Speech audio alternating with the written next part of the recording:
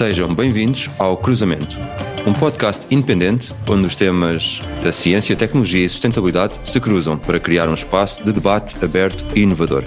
O meu nome é André Correia e, como habitual, estou acompanhado pelo meu amigo e anfitrião, Daniel Guedalha.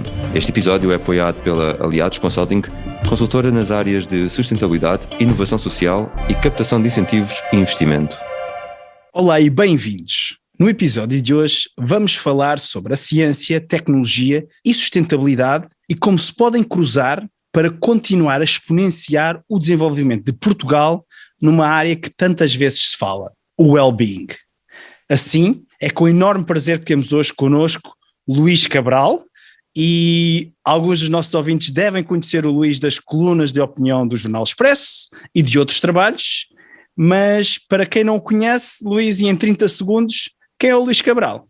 Olá, bom dia. O Luís Cabral é um professor de economia na Universidade de Nova Iorque, português de nascimento, mas nos Estados Unidos desde há várias décadas. É um economista com especialização em aspectos de política de concorrência, mas com interesses mais vastos dentro da economia. E é um economista que, tendo começado a estudar economia na universidade há 44 anos, descobriu que ainda não se sabe muito sobre economia e, de facto, voltou em anos recentes a trabalhar sobre os princípios mais básicos da economia, nomeadamente como ciência social. Estás em Nova Iorque há muitos anos, como referiste, mas também estás muito atento ao que se passa cá em Portugal. Portugal tem condições ótimas, não só para o chamado turismo de saúde, mas também para se viver com qualidade. Queres começar por explicar aos nossos ouvintes o que é isto do well-being e, como economista, achas que a aposta deve ser feita no turismo de saúde ou mais na vertente de well-being? Bom, eu não sei qual é exatamente a definição do well-being, mas eu diria que é, do ponto de vista de atividade económica, é um setor que inclui não somente a saúde, mas todos os outros aspectos que levam as pessoas a terem uma melhor qualidade de vida. Por conseguinte, quando nós pensamos em saúde, pensamos em hospitais, em clínicas, em médicos, mas o well-being inclui exemplos como ter um nutricionista que nos possa ajudar na nossa nutrição, pode ter um personal trainer que nos ajude no exercício físico e por aí fora. Isto é, todo o conjunto de atividades, de serviços e produtos que nos ajudam a ter uma maior qualidade de vida, uma melhor saúde, para além do sentido mais estrito da palavra e do serviço de saúde. Esse é, digamos assim, em termos muito gerais e muito vastos, a noção de well-being que tem em vista e que muitas pessoas utilizam esse termo. Em relação a Portugal, quer dizer, as pessoas falam de turismo de saúde, falam de well-being. Eu acho que em Portugal o setor do turismo é evidentemente muito importante, o setor do well-being poderia ser muito importante, o setor do turismo de saúde, na minha opinião, não tanto. Posso falar um bocadinho mais sobre isso, mas faria esta distinção entre estes três setores diferentes. E já agora, Luís, não tanto porquê? Por uma questão de vantagens comparativas. Eu penso que a vantagem comparativa de Portugal não é o turismo de saúde. O turismo de saúde, neste momento, um dos grandes líderes será talvez a Índia. Portanto, a ideia de uma pessoa ter um sistema de saúde que permita a pacientes de outros países que vão ao país para efeito de receber serviços de saúde e obtê-los a um preço mais baixo, a um nível de qualidade superior do que conseguem no seu país de origem.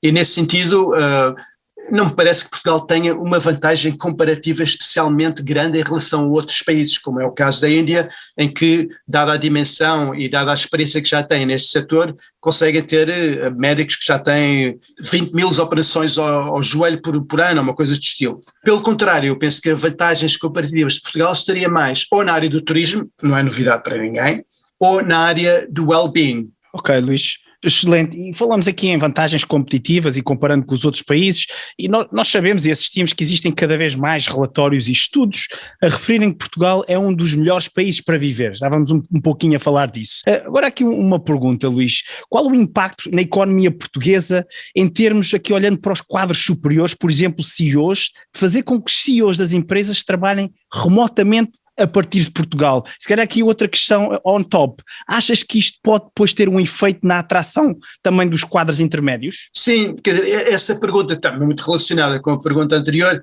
e talvez nós devamos ir por aí. Qual é que é a grande vantagem de Portugal, na minha opinião, neste século, para pôr isto de alguma forma? É de facto uma vantagem de um país para viver.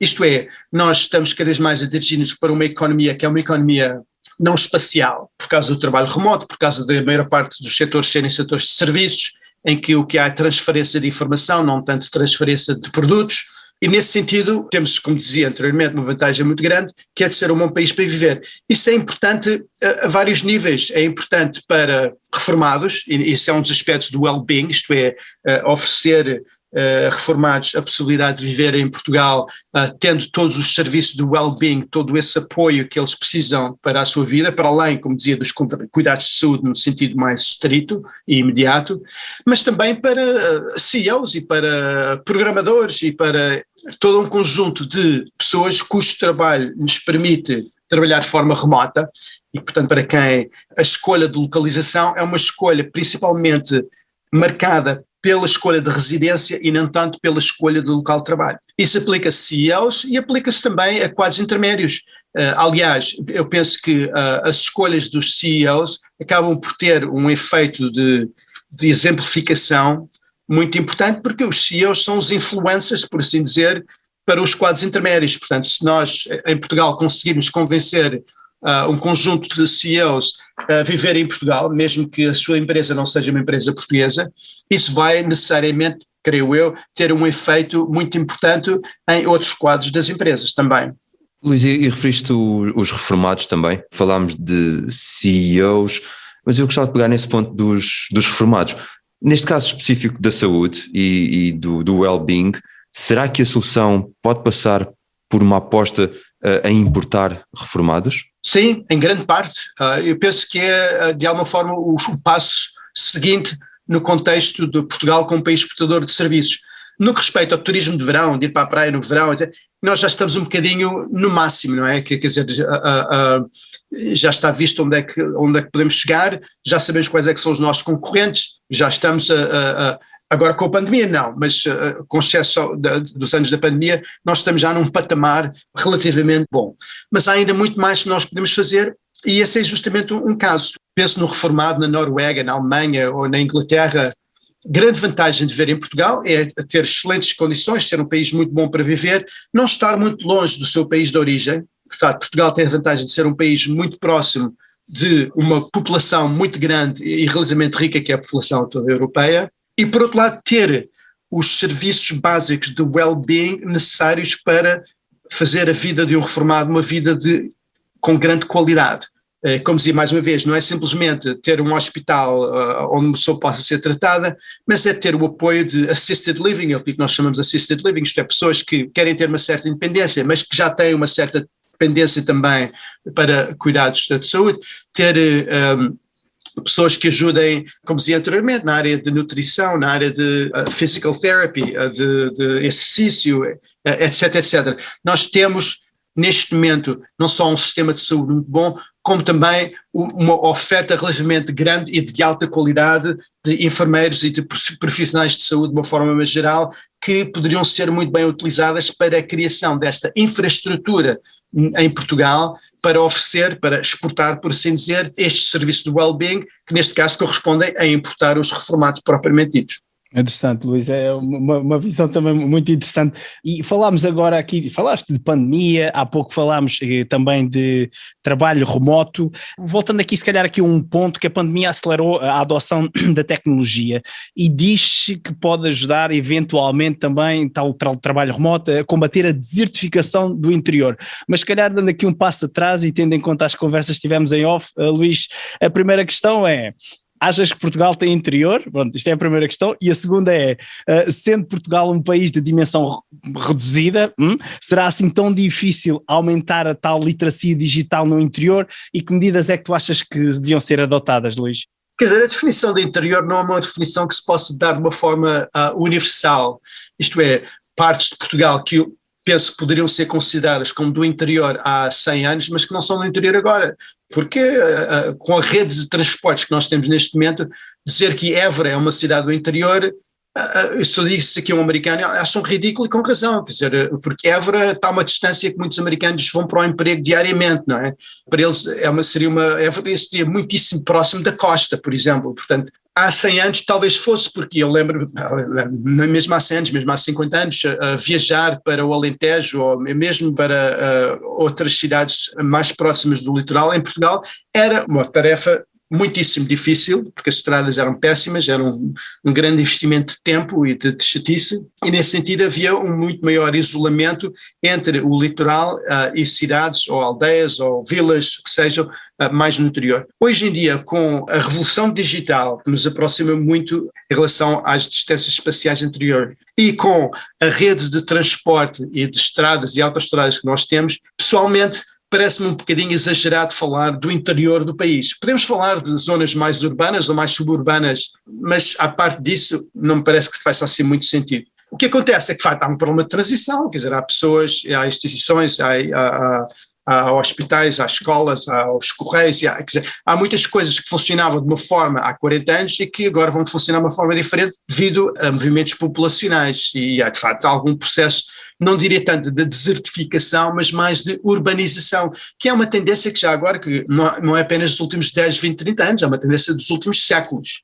Os seres humanos têm tendido para a urbanização, o que não é necessariamente uma coisa má, na minha opinião até tem imensos benefícios e tem sido muitíssimo benéfica para a nossa espécie. Portanto, resumindo e concluindo, quando as pessoas dizem que o problema da evolução demográfica em Portugal é um problema, a minha resposta é explique-me porque é que é um problema e depois vamos pensar em soluções. Eu não acho que a urbanização seja necessariamente um problema, tem aspectos negativos, mas também tem muitos aspectos positivos e nós temos de saber considerar e compatibilizar um com o outro. E o outro problema é que, de facto, há um problema de transição, quando se dá este movimento de urbanização muito rápido, de facto, há populações, há partes da população no interior que têm problemas de adaptação. Isso é verdade em todos os casos em que existe evolução, em que existe transformação. Por exemplo, quando existem novas tecnologias, há empregos que são destruídos, empregos que são construídos. É indiscutível que há problemas de ajustamento e esses têm de ser estudados e um deles, como dizia com razão, é que de facto a literacia digital não está distribuída uniformemente no espaço e nós de facto temos de tentar compensar para essas assimetrias, ajudando as pessoas que têm maior dificuldade em fazer esse ajustamento. Nesse sentido, concordo que se poderia fazer mais. Luís, e falaste na proximidade das várias cidades da urbanização, isto se calhar também pode ser considerado, lá está no mercado do well-being, fatores para a atração de talento. Eu estou a pensar, por exemplo, além da educação, apostar em fatores culturais, como por exemplo itinerários gastronómicos, vinícolas, etc. Portanto, há aqui uma pool de fatores que se podem utilizar para atrair este talento. Concordas?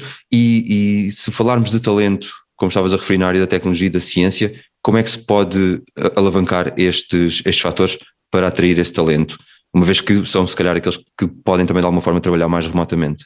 Em primeiro lugar, concordo. Aliás, se me permitir dar aqui um passo atrás, eu penso que se 3 grandes áreas da economia do século XXI, se as pessoas me perguntassem onde é que eu acho que está o futuro da economia, eu diria que são 3 grandes áreas que são well-being, educação e entretenimento. Porquê é que eu digo isto? Eu digo isto porque se nós olharmos um bocadinho para a história económica, de facto observamos uma evolução secular ao longo dos anos na tendência para a diminuição do setor primário. Vais dizer, em Portugal, o setor primário, agricultura e pescas, era o maior setor económico no 25 de Abril, maior dos 3, e hoje em dia é o mais pequeno dos 3. Nos Estados Unidos, por exemplo, no princípio do século XX, quase metade dos americanos trabalhavam na agricultura. Hoje em dia é 1,5%. Portanto, passou de 40 e tal por cento para 1,5%. Isto é uma tendência secular que nós, com grandes progressos na agricultura, permitimos ter a mesma quantidade, e aliás maior quantidade de produção agrícola com muito menos pessoas, é a evolução tecnológica. Na indústria também verificamos esse fator e cada vez mais com a inteligência artificial, com a robótica, com todos esses desenvolvimentos tecnológicos, nós vamos, tal como tivemos a grande revolução agrícola do século XX, que nos permitiu produzir muito mais com muito menos gente, também vamos ter uma semelhante revolução tecnológica durante este século, aliás já estamos a ver essa revolução e conseguimos produzir muito mais com muito menos. Isso significa que cada vez mais estamos a libertar tempo e talento para o setor terciário, que é os serviços. É aí que vão aparecer os novos produtos. Se nós pensarmos o que foram os novos postos de trabalho durante o século XX e o princípio do século XXI, Isso tem coisas a ver com videojogos e com novas outras formas de entretenimento, com muitos serviços de well-being, como a pessoa ter o seu personal trainer, ter o seu ginásio especial, ter as suas máquinas de exercício, etc, etc. E, portanto, no futuro nós vamos continuar essa tendência e por isso é que eu digo, estas 3 grandes áreas, well-being, educação e entretenimento. E que são 3 áreas em que, na minha opinião, especialmente well-being e educação, Portugal tem uma vantagem comparativa e competitiva importante. Portanto, nós vamos, no futuro, criar cada vez mais novos empregos que correspondem a melhorar a qualidade de vida das pessoas nestas áreas de well-being e de educação. Não digo educação no sentido de tirar mais um mestrado, mas educação no sentido de, como referias há pouco, ter um itinerário gastronómico do Alentejo, ou ter uma visita guiada a Lisboa histórica, ou compreender um bocadinho mais aspectos das ciências naturais, eu sei lá, não sei, é muito difícil prever o futuro, mas é nessa área que nós vamos tornar Portugal cada vez mais um país em que as pessoas se sentem muito atraídas, e se sentem muito atraídas principalmente para consumir estes serviços. A par do entretenimento, eu acho que Portugal tem algumas vantagens, mas não é a área em que temos maior vantagem comparativa. Já a parte, como dizia, do well-being e educação, são as 2 grandes áreas em que nós vamos conseguir atrair pessoas no futuro. Reformados, CEOs, programadores, etc, etc. Todas as pessoas para quem a residência pode ser independentizada do local de trabalho. E essa visão global, Luís, é muito importante. Então, o well-being, a educação e o entretenimento como sendo esses 3 fatores. E essa visão global também vem do facto de seres professor de economia numa conceituada escola mundial. Olhando aqui também para o futuro e para o presente e nomeadamente para o capitalismo, aqui se calhar uma pergunta, Luís, aliás 2, achas que o capitalismo em que vivemos é sustentável, e olhando para o futuro esta tal sustentabilidade, e como podem, por exemplo, a ciência e a tecnologia eventualmente ajudar nesta sustentabilidade? Essa é que é a pergunta de $1 milhão. O lema do livro, eu nos últimos anos tenho voltado, como dizia ao princípio, voltei aos princípios da economia, porque estou convencido que ainda não compreendemos a economia bem, pelo menos eu não a compreendo bem. E então resolvi reescrever o livro de introdução à economia para o primeiro ano da universidade. E o lema do meu livro é o seguinte: foi a economia e a tecnologia, ou foram a economia e a tecnologia que nos criaram neste grande buraco, por assim dizer, que é o capitalismo como nós vivemos na Europa e nos Estados Unidos hoje em dia. Mas é apenas com a tecnologia e com a economia que nós conseguimos sair deste buraco. Isto é importante porque uma reação natural, quase diria, mas errada, que muitas pessoas têm ao verificar os grandes problemas que o capitalismo trouxe, uma reação que muitas pessoas têm é: temos de terminar com este sistema. E eu penso que essa é um bocadinho a reação da Greta Thunberg e muitos dos radicais do clima e muitos dos grandes radicais que se opõem ao sistema atual. Essa versão seria a pior coisa que nós podemos fazer, também para o clima já agora, mas para a nossa sociedade, para o futuro da humanidade, seria matar a galinha dos ovos de ouro, que seria terminar com a economia que nós temos, com a economia do mercado. Nós temos sim de reformar a nossa economia, nós temos de nos dirigirmos para uma versão do capitalismo que seja mais sustentável e que seja mais humana também. Mas o que nós não podemos e não devemos fazer é, já que a economia e a tecnologia nos trouxeram uma série de problemas, vamos deitar fora a economia, vamos deitar fora a tecnologia. Temos é que procurar quais é que são os ajustamentos no modelo do capitalismo que temos para tornar a economia e a sociedade sustentável. E esses ajustamentos passam por progresso tecnológico e passam por modificação das instituições económicas. Luís, e continuando a olhar para o futuro, nesta segunda série do podcast Cruzamento, estamos a focar-nos entre 3 grandes temas: a ciência, a tecnologia e a sustentabilidade. Vamos então olhar para o futuro e, se falássemos com o Luís Cabral daqui a 10 anos, como é que ele nos descreveria a mudança que estas áreas trouxeram ao mundo e porquê? Bom, 10 anos é pouco tempo, mas mesmo assim, vamos lá tentar. E falando naquilo que, na minha opinião, poderiam ser progressos factíveis em 10 anos. Em relação à tecnologia, eu penso que a tecnologia pode atuar em 2 ou 3 áreas. Uma é a transformação da atividade económica em emissões de carbono. Portanto, nós sabemos que existe uma relação entre, quanto maior o nível de atividade económica, maior o nível de emissões de carbono. Ora, esta taxa de conversão pode e deve ser baixada significativamente. Portanto, nós temos de reinventar as tecnologias. É evidente, deixar de utilizar energia fóssil seria um passo muito importante, mas é um entre muitos outros passos. Isto é, tentar baixar este coeficiente que transfere ou transforma ou relaciona a atividade económica com emissões de CO2. Segundo, eu diria a diminuição direta da quantidade de CO2 na atmosfera, portanto, novas tecnologias de CO2 ou até de diminuição direta da atmosfera. Não é a minha área de especialidade, mas eu sei que há vários candidatos e, segundo me dizem os especialistas, neste momento a mais importante e a mais efetiva é a florestação.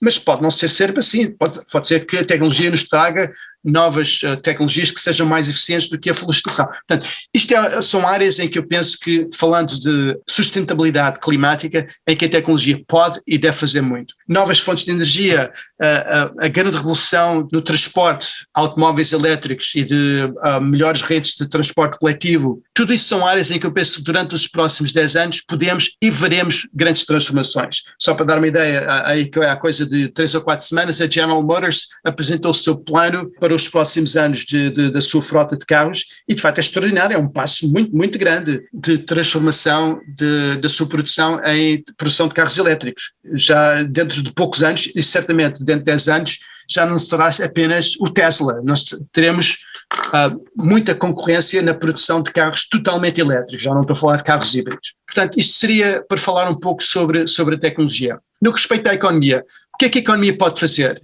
Em primeiro lugar, um dos aspectos muito importantes da sustentabilidade é a sustentabilidade social. Eu até agora falei muito sobre sustentabilidade do ponto de vista climático, sustentabilidade física do planeta, mas a sustentabilidade social é tão ou mais importante que o problema da sustentabilidade física. A economia, ou a revolução digital que nós estamos passando, um dos efeitos que tem, na minha opinião, é de criar aquilo que eu chamo de estruturas de desigualdade, porque cria muitas situações de winner take all, isto é, que há uma grande concentração de ganhos num número relativamente pequeno de players, em que players pode ser indivíduos, pode ser empresas, pode ser países, pode ser setores, e isso cria desafios muito grandes em relação à sustentabilidade social, porque nós temos de criar novos mecanismos para garantir uma rede de solidariedade social que chegue a todos, em particular àqueles que vão ter maior dificuldade em adaptar-se a estas novas estruturas da economia pós-revolução digital. Portanto, isso é um aspecto em que a economia poderá ter um fator importante, que é contribuir para a criação destas novas instituições que permitam a sustentabilidade social, mas também para a sustentabilidade do planeta. E nesse sentido, nós falamos muito sobre a tecnologia, o que é importante é carros elétricos, o que é importante é novas tecnologias mais eficientes, verdade. Mas para que essas tecnologias surjam, é preciso que exista um sistema de incentivos que leve os agentes económicos a investir nessas novas tecnologias. E aqui, mais uma vez, eu penso que a economia pode e deve ter um papel importante em explicar, desenvolver, exemplificar quais são as instituições que permitirão a criação desses incentivos. Podemos falar um bocadinho mais sobre isso, mas esta é uma área que, na minha opinião, as pessoas, nomeadamente os políticos, têm dado relativamente menos importância, não só nos últimos anos, como nas últimas décadas. É uma das queixas que a profissão de economista faz em relação ao mundo, é que não têm prestado muita atenção ao que temos dito sobre a importância das instituições económicas nomeadamente para o combate ao problema climático. E Luís, se calhar aqui em 2 minutos, queres elaborar um bocadinho este ponto? Sim, um ponto muito simples é que, assim como para a medicina, a saúde é que é a coisa mais importante, para o direito à justiça é que é a coisa mais importante, para um economista, os economistas vivem do problema dos incentivos. É o martelo que o economista tem, e como dizia o Laszlo, para quem tem um martelo, tudo que aparece à frente parece um prego. Para o economista, o martelo é o problema dos incentivos. Então o economista está sempre a pensar, as pessoas fazem A, B ou C porque têm incentivos, nomeadamente porque têm incentivos extrínsecos, têm uma motivação extrínseca, material para o fazer. Não é necessariamente o dinheiro, mas é uma questão de incentivos. E, portanto, nós não podemos simplesmente ter acordos de Kyoto e de Paris com palavras muito bonitas, que os vários países assinam acordos e vamos fazer isso, fazer aquilo, isso depois fica no papel. Isso, a menos que seja transformado ou tornado num sistema que seja compatível com os incentivos dos agentes económicos, os consumidores, os trabalhadores, as empresas, etc., a menos que tenhamos um sistema que seja compatível com os incentivos, não vai levar a nada. Nós não temos pensado muito sobre grandes afirmações, sobre grandes objetivos. Em 2030 vamos ter isto, em 2040 vamos ter aquilo. Tudo isso é muito bonito. Acordos de princípio são muito interessantes, mas até o momento em que nós temos incentivos que fazem os agentes económicos sentir a dor de não fazer aquilo que têm de evitar, então não vai funcionar. Concretamente, na minha opinião, um dos progressos, um dos passos mais importantes que podemos fazer no respeito à criação desses incentivos seria a criação de direitos alfandegários dependentes do comportamento do país exportador em relação a emissões de dióxido de carbono. Ora, isto pode ser um bocadinho complicado, de maneira que eu vou dividir isto por partes. Todos nós aceitamos que é importante que os países tomem responsabilidade pelas emissões de carbono. Mas, mais uma vez, não basta dizer que simplesmente ao país A tem que fazer A, B ou C, porque não existe nenhum tribunal mundial que tenha, não existe uma polícia mundial que tenha capacidade de aplicar sanções. Aquilo que nós temos mais próximo, neste momento, de um sistema mundial que possa implicar sanções para os países que desrespeitam acordos é a Organização Mundial do Comércio. Historicamente tem-se demonstrado muito eficaz justamente para criar os incentivos certos. Porque é que a China, por exemplo, começou nos últimos 20 anos a respeitar muito mais os direitos de propriedade, direitos de autor, patentes, etc. na China? Será que eles de repente tiveram uma conversão religiosa em relação aos direitos de propriedade? Não, porque eles sabem que a condição para serem membros de pleno direito da Organização Mundial do Comércio, o que lhes permite exportar muito mais facilmente, é que implementem medidas concretas que foram ditadas pela Organização Mundial do Comércio, nomeadamente respeito do direito de patente, respeito do direito de propriedade. E já houve um progresso muito grande nesse sentido. Portanto, a minha ideia, aliás, não é minha, a ideia dos economistas é utilizar este instrumento para também implementar acordos climáticos e de redução de emissões de carbono que de outra forma ficarão apenas no papel. Excelente, Luís, excelente. E felizmente o tempo está mesmo a passar muito rápido, já estamos agora aqui a caminhar para o fim deste episódio. E Luís, olha, queremos começar novamente reforçar, agradecer o teu tempo e a tua disponibilidade. Nós falámos sobre vários temas, nomeadamente a economia, o well-being, a sua importância para a atração de talento para Portugal, sobretudo nas áreas da ciência e da tecnologia. Talvez aqui a última pergunta, Luís, caso os nossos ouvintes queiram saber mais sobre ti ou acompanhar a tua atividade, onde é que podem encontrar online? luiscabral.net, e depois poderão seguir as partes que lhes interessarem mais, nomeadamente o meu livro de economia, que é um livro que está disponível gratuitamente online e que terei muito gosto em receber comentários que as pessoas tenham, e é um livro que tenta repensar de uma forma mais ou menos radical como ensinar a economia como ciência social, nomeadamente tendo em vista as grandes alterações não só do planeta, mas também da organização social das últimas décadas. Luís, obrigado. Reforçamos o convite a todos os ouvintes para visitarem o teu site e lerem o teu livro. Quanto a nós, podem também encontrar-nos no LinkedIn e Twitter, e o podcast também já tem o seu canal de YouTube, onde podem acompanhar não só as novidades, mas também os lançamentos de novos episódios, incluindo o novo Cruzamento Talks. Vejam o canal de YouTube e os vídeos. Assim, despeço-me. Até à próxima. Obrigado a todos. Até breve.